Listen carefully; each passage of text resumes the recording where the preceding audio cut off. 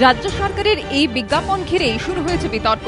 সরকারি এই বিজ্ঞাপনে নকশালবাড়ি আন্দোলনের পুরোধা প্রয়াত নকশাল নেতা কানু সান্যালের ছবি ব্যবহারের অভিযোগ তুলেছেন আরেক প্রয়াত নকশাল নেতা চারু মজুমদারের ছেলে ও সিপিআইএমএল লিবারেশনের সাধারণ সম্পাদক অভিজিৎ মজুমদার।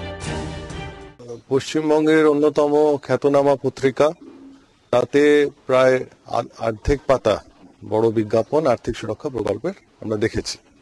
তো আশ্চর্যের সঙ্গে আমরা এটাও লক্ষ্য করেছি যে নিচে যে আম আদমির ছবি দেওয়া আছে তার মধ্যে একটি ছবি খুবই নিশ্চিতভাবেই বলা যায় সেটি নকশালবাড়ি আন্দোলনের অন্যতম নেতা প্রয়াত কমরেড কানু সান্যালের।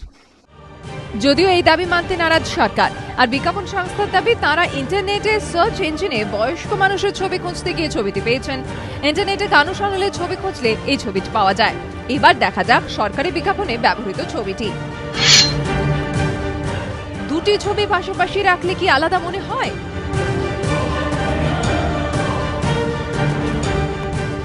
প্রয়াত নকশাল নেতা চারু মজুমদারের ছেলে তথা সিপিআইএমএল লিবারেশনের সাধারণ সম্পাদক অভিজিৎ মজুমদারের অভিযোগ, সরকারি বিজ্ঞাপনে নকশালবাড়ি আন্দোলনের পুরোধা কানু সান্যালের ছবি ব্যবহার করে বাংলার গণতান্ত্রিক আন্দোলনের মতাদর্শ এবং কৃতিত্ব গ্রাস করতে চাইছেন মুখ্যমন্ত্রী।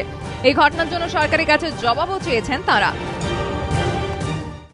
আমাদের মনে হয় যে মমতা ব্যানার্জি তার সরকারে আসার পরে তিনি সমস্ত গণ আন্দোলনগুলো, পশ্চিমবঙ্গের যে গণ আন্দোলন, বিশেষ করে নকশালবাড়ি আন্দোলন, কৃষক অভ্যুত্থান, এই সমস্ত উত্তরাধিকারটাকে তিনি আত্মসাৎ করার চেষ্টা করছেন। এই আত্মসাৎ করার প্রকল্পের মধ্যেই খুবই চতুরতার সঙ্গে এই কমরেড কানু সান্যালের মুখটাকে ভাসিয়ে দেওয়া হয়েছে। মানে সুনিশ্চিতভাবে, খুবই পরিকল্পিতভাবে এইভাবে তাকে ব্যবহার করা হচ্ছে। আমরা এর বিরোধিতা করছি। এই বিতর্কের প্রেক্ষিতে বিজ্ঞাপনদাতা সংস্থার কাছে গোটা ঘটনাটা জানতে চায় সরকার। ঘণ্টা দুয়েকের পর তথ্য সংস্কৃতি সচিব অত্রি ভট্টাচার্য দাবি করেন বিজ্ঞাপনে ব্যবহৃত ছবি কানু সান্যালের নয়, কিন্তু তাতেও বিতর্ক নিরসন হয়নি। প্রশ্ন উঠছে, যদি বিজ্ঞাপনে ব্যবহৃত এই ছবিটি কানু সান্যালের নাই হবে, তাহলে 2 ঘন্টা আগে বিজ্ঞাপন সংস্থার কাছে গোটা বিষয়টি জানতে চাওয়া হলো কেন? সুমন খরাই ও সঞ্চার রিপোর্ট, এবিপি আনন্দ।